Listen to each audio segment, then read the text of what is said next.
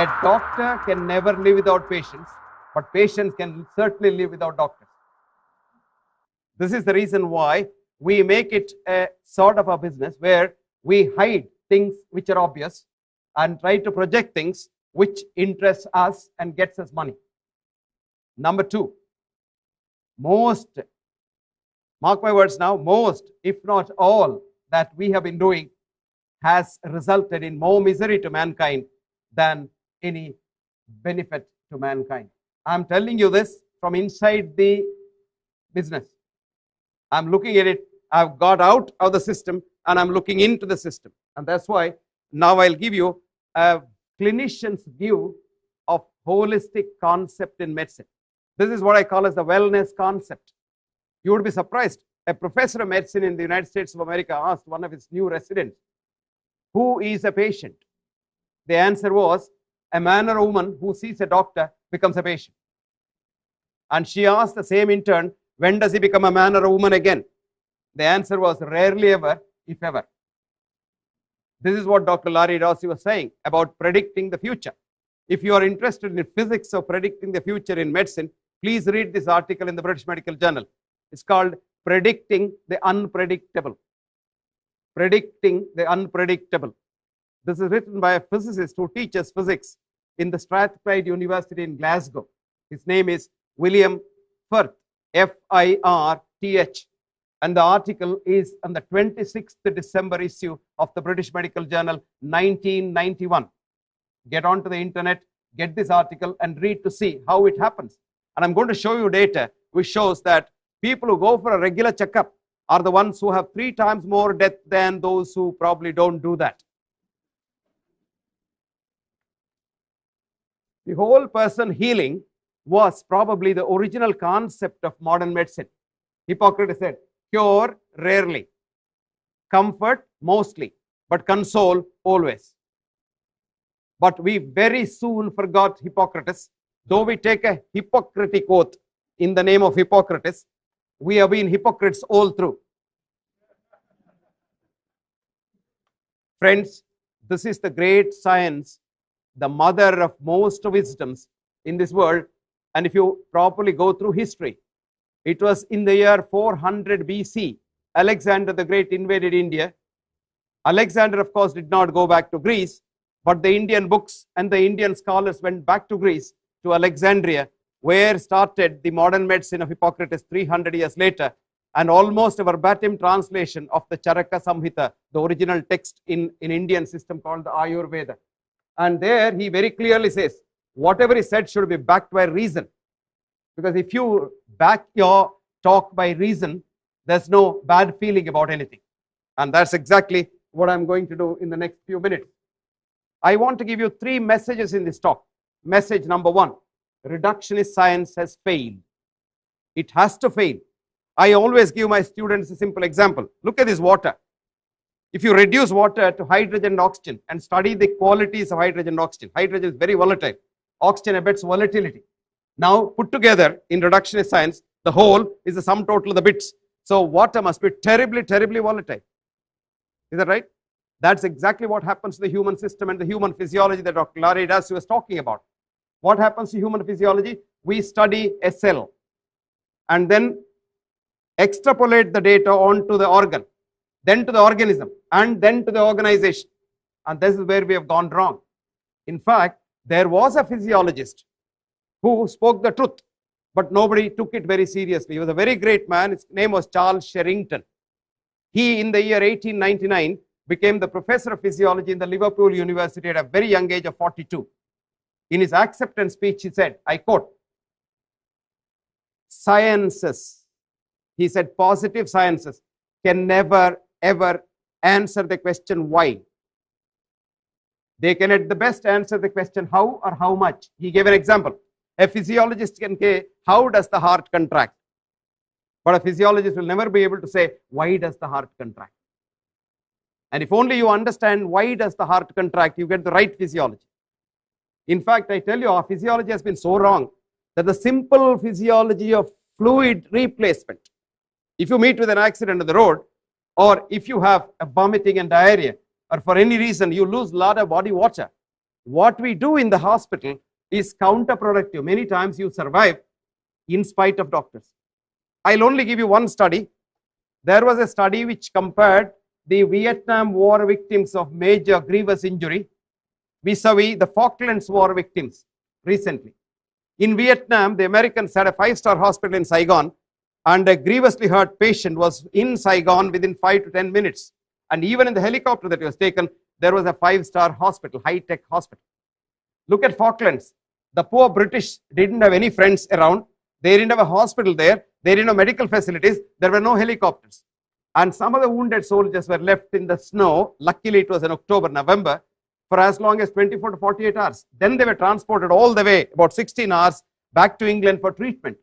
And lo and behold, now a retrospective data shows that the per capita death of seriously injured patients, with all other parameters being equal, was twice that in Vietnam as compared to Falklands, where nature did a lot of healing.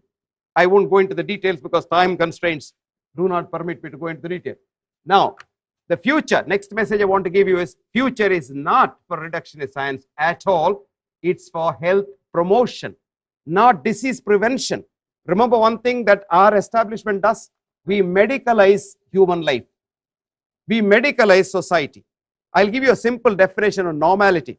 You go to a doctor, he says, you're normal, he pats you on the back. What is the meaning of normal? It's a statistical term. For every parameter that he tests, there's a Gaussian distribution in society, which is a bell-shaped curve. And the median plus 2 standard deviation is supposed to be normal. I'll give you an example. What's the normal height of Indians? Rustum Roy and myself.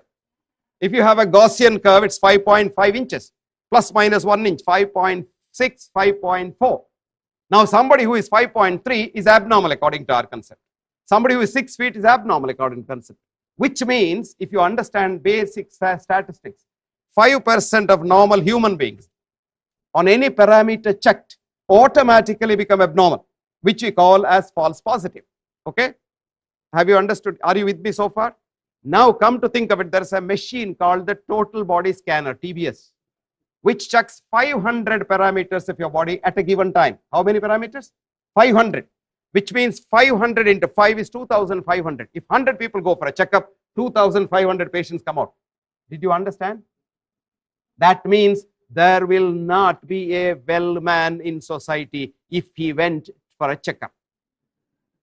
So the future is preserving health, and that is the essence or the main point in Ayurveda, which says swastasya swasta rakshitam. Preserve the health of the well. And if you take what Dr. Larry Dossey just now told you, if you think you're well at a given point in time, you are well. And all that you and I have to do as healers is preserve that feeling of wellness. And you would be surprised. There's a study of coronary bypass surgeries done. They did a sham surgery. They put only a skin incision, didn't open the chest at all, sewed it up, and that had the same effect as CABG. But the business of CABG, the coronary artery bypass grafting, is the thing that keeps the hospital till moving in this country also. There's a beautiful editorial, if anyone of you are interested to read, which is called Cardiac Interventions and Accountability in this world, in this country, United States of America.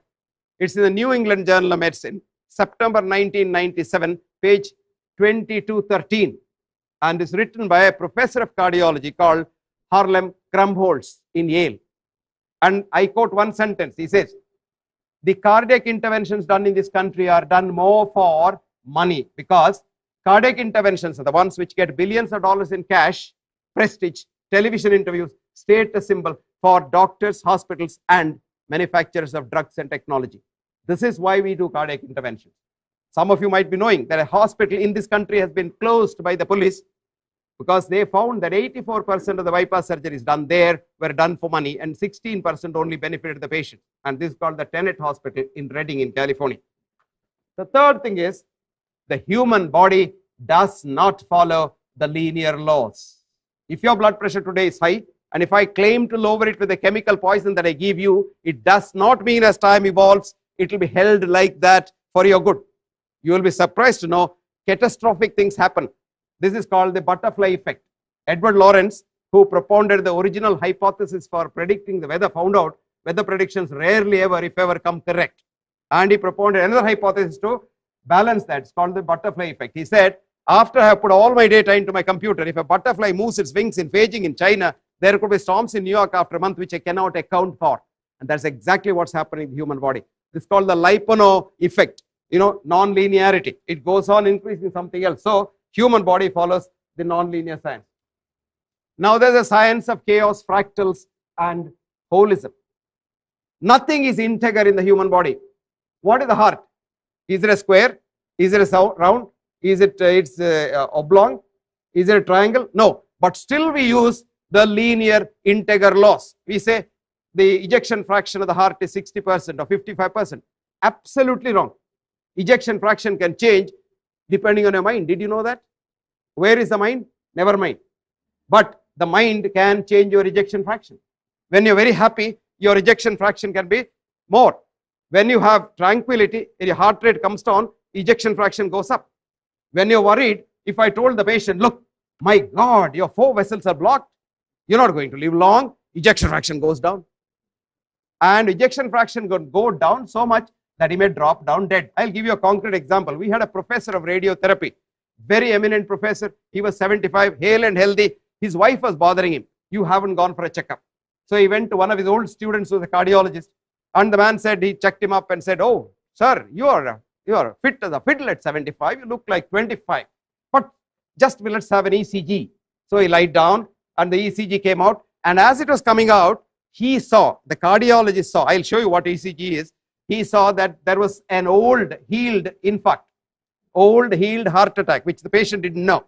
So he told him, sir, you have had a heart attack, he said. He just said that. You had a heart attack, he said. And turned around, lo and behold, the old man had met his maker already in heaven. He died on the spot just because he was told he had a heart attack.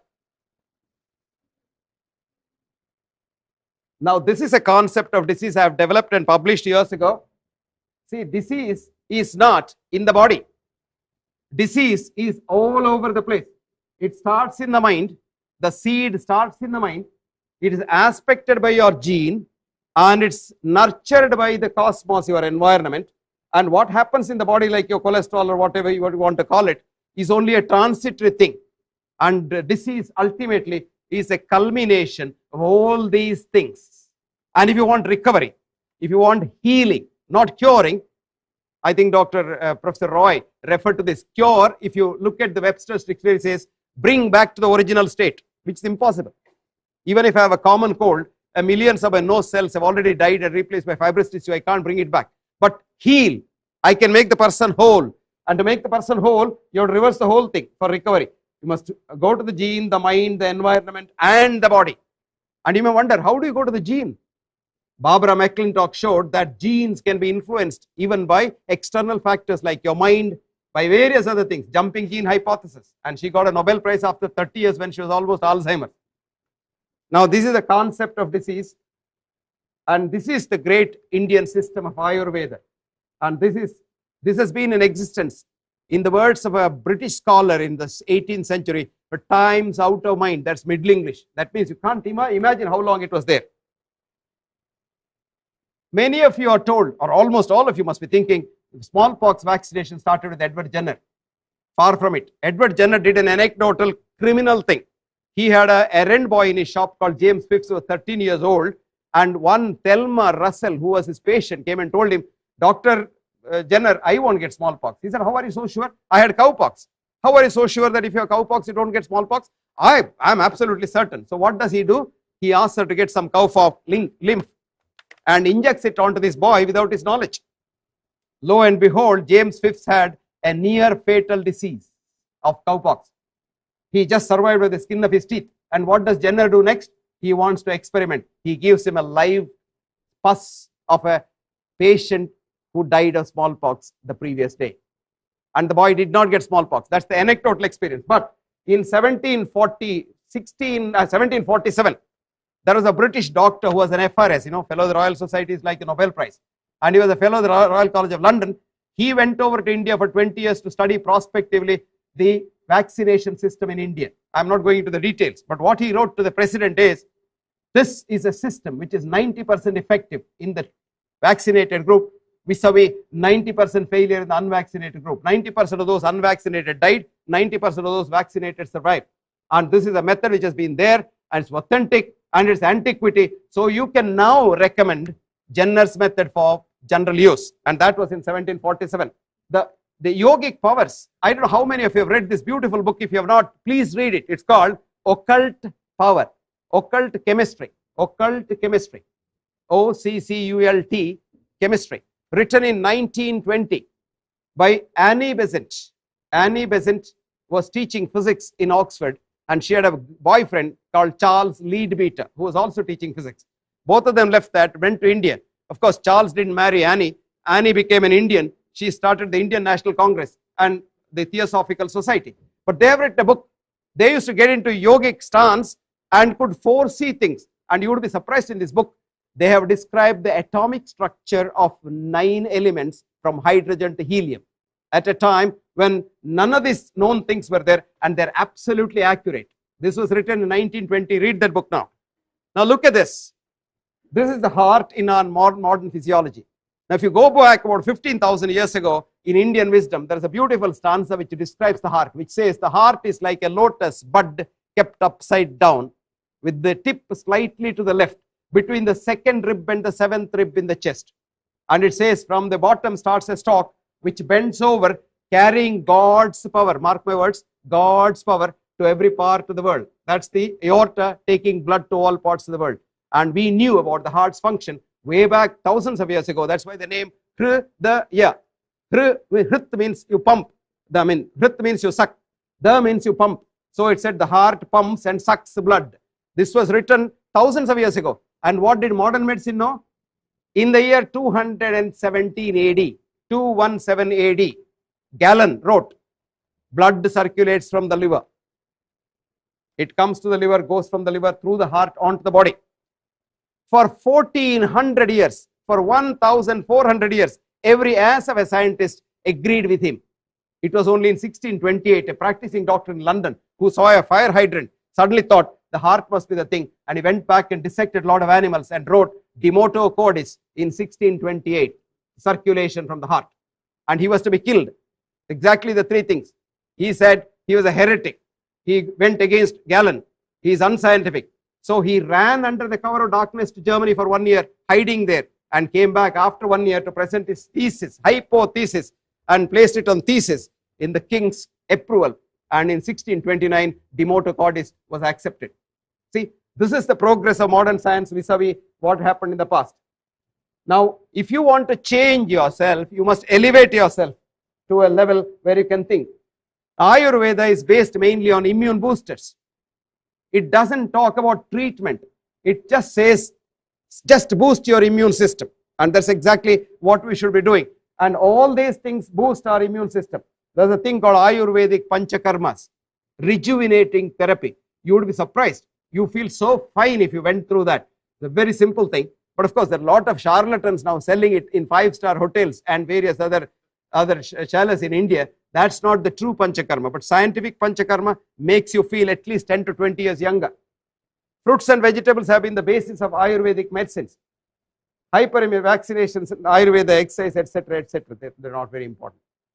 Now, in the human body, in the non-linear system, there are various rhythms that run the system.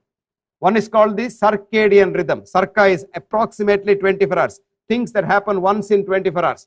Like you sleep, you wake up, and various things happen, your hormone secretion, etc., etc. There are what are called ultradian rhythms that happen many times in a day. Like you piss maybe 4 or 5 times, maybe 10 times. You probably go to the toilet and pass motion maybe once. There are people who pass 5 times, both are normal. And these are all called ultradian rhythms.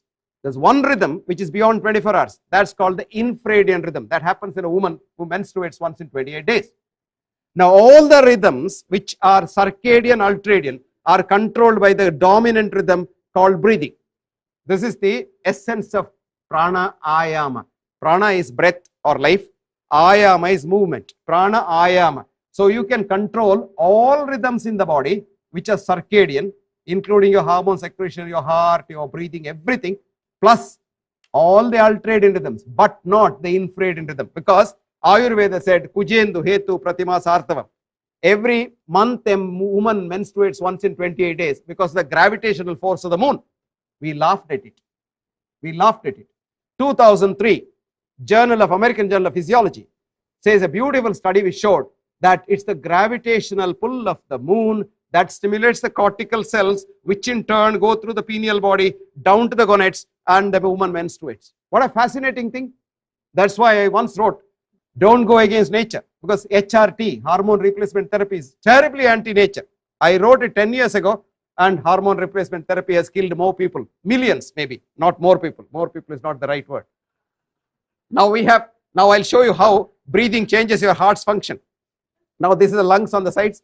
Now this is your ECG, right? If you look at the ECG, your doctor will say, oh, you're a normal ECG. Now if you look at that, there are a lot of parts where there is no electrical activity in the heart at all, which means you're dead. And you can't have even a fraction of a second without electrical activity. If you want to really see your ECG, it looks something like this. This is the heart rate variability. What I have done in the study is, I put the heart rate in the x-axis and with a microsecond difference on the y-axis, your own heart rate. And if you go on breathing, you see your heart rate goes on moving. This is the healthy chaos of normal arrhythmia. Rhythmia is not health, arrhythmia is health. Now I'll show you another thing. Now this is lot of have ectopic beats. You know, when you stand up to speak to an audience, you say I have butterflies in stomach. Butterflies are ectopic beats. And we doctors have been treating this with very poisonous drugs. They are not to be treated because it's still healthier. The chaos is still better. But look at this. Now this is dangerous. This is a patient whose heart rate does not vary at all with the breathing. And this patient died 3 hours after this was recorded. This was a patient with an extreme congestive cardiomyopathy of coronary artery disease. Now what we have done over the years, we have been able to do a CWT, continuous wavelet pattern transform. This is a very complicated mathematical thing. The same thing that I showed you as a dot, now I have spread it as a 3-dimensional picture. So if you can breathe into my computer, I can tell you whether every cell in your heart is working normally or not. When you have a chaos like that, you see that those blobs there, various color blobs, that means health. Now you see this is ectopic beat, there's still health at the back. Now see this is a kind of disease we call as sick sinus syndrome, a very healthy thing, nothing to worry. Now this is dangerous. Here there is rhythm, that irregularity has gone, regularity has come. This is a dangerous thing. This patient was seriously ill and didn't live long. Now we did it, pranayama studies on patients in a yoga institute in Bombay, and we found that all parameters of their heart's function improve with 4-vessel coronary artery disease, who were told in the hospital that without bypass surgery they'll die in 3 months. They're all alive 5 years later, and not only that, their hearts are absolutely normal now. So we did this study and followed it up and showed that it really works even with the conventional reductionist parameters. Now modern medicine has failed, and failed miserably. I will show you only a few things.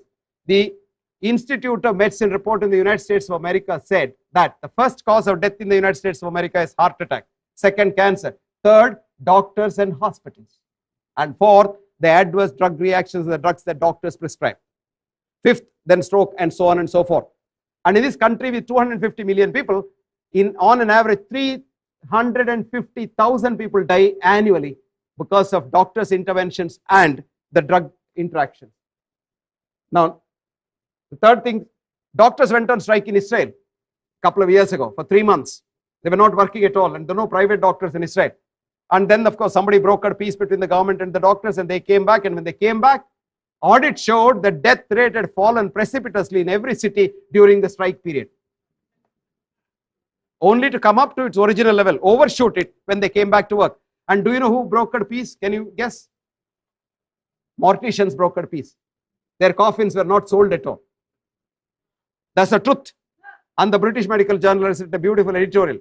Doctors going on strike will definitely improve society's health. Now somebody said, okay, we have more doctors, there will be less problems. There is no link between the size of the doctors and the health of society. As a matter of fact, the largest number of doctors are in Italy, and the lowest is in Japan. And the health wise, Japan is the best, Italy is the last, among the 14 industrialist countries seen. Now, Dr. Larry Dossey was telling about the checkups. Now, see this prospective study. It's a very beautiful study. 5,000 people were divided into two match groups, and one group was checked up every 3 months religiously at free costs, and the other group was told, do what you like. And at the end of 5 years, there was hardly any difference between the death rate in the two groups. After 10 years, the intervened group had twice the death rate due to all diseases. At the end of 20 years, 3 times more people died in the intervened group, where every parameter, so-called parameter, was corrected by the doctors. The others didn't do anything. Next. Now, a lot of people say if your blood pressure is slightly on the higher side, as a matter of fact, now they are bringing it down and down and down. It was 160 by 110. It has come to now 110 by 75. And that's supposed to be the normal now. Now, look at that. For the first 3 years, nothing happens to you. Beyond that, beautifully treated people have 3 times more death and complications than people who have not taken drugs and compared to their normotensive cousins in society. Now, very new concept has come in. This is a very important thing which Dr. Dossey was talking about, the multiple sclerosis concept. The whole group of diseases called the autoimmune diseases. That is, your own body cells think you are foreign and try to attack you. This is called the concept of horror autotoxicus. Paul Ehrlich 2 centuries ago said, my God, what happens if the antibodies attack you? And now they think the antibodies attack you because you have the self and non-self concept. You become so selfish, you cocoon yourself and think everything else is different. No, the real concept is all are mine. This is exactly what Ayurveda says. Aptopasevi bhavet arogyam. If you treat everyone in this whole world as your near and dear ones, health will be yours for the asking. And what spoils health? Krodha, shoka, bhaya, ayasa, viruddhanna bhojana, taponalan, katva, amla, kshara, lavana, tikshnoshtati, raktapitta prakopet. Hatred, jealousy, greed, anger, pride. And all these things kill you. And they kill you very, very seriously and badly. Now we know the most important risk factor for heart attacks is hostility, destructive hostility. Even students in Johns Hopkins, young students, were given a hostility score diary and every 3 months scanned with the PET scanner, and they found higher the hostility score, the quicker the damage to the coronary vessels. As young as 18 years. You would be surprised, American soldiers in the Vietnam War, 100 of them after death, they were scanned and they found 76% of them had 3 vessel disease. Their age was 22, average age. Antibiotics have done so much of havoc that in Britain now, we prescribe maggots for wounds healing. Maggots are given, cultured maggots in packets, patient's wound is healed up, and then he go home every day, put maggots on that, 3rd day the wound is healed. Gangrene treatment. Now, the multiple drug resistant germs have become so dangerous that many hospitals have to close down their operation theaters because they can't operate. These germs cannot be killed by the 500 molecules of antibiotics. Antibiotics are anti-nature. You try to kill a germ, the germ mutates. And we are back to the basics. Now see, work done in this country has shown that ginger and garlic put together are the most powerful antiviral drugs. Honey, locally and inside, beautiful drug. Indian spices like pepper probably is the best thing. After 50 years of research in the Colindale Cold Research Center, the last paper before they closed down the center said, for cold, we cannot do any improvement. Go and eat Indian spices. The future is for integrated medicine. And leave the well alone. Don't interfere. You know, Hutchison was a great physician of the last century who said, God, give me deliverance from A, treating human beings as cases. B, making my intervention worse than his disease. And 3, not letting the well alone. Yoga and health, probably somebody will talk more about it. Power of prayer, Dr. Dossey has already. And never predict the future. Never predict the future of your patient. Thank you. So thank you very much for a very patient hearing.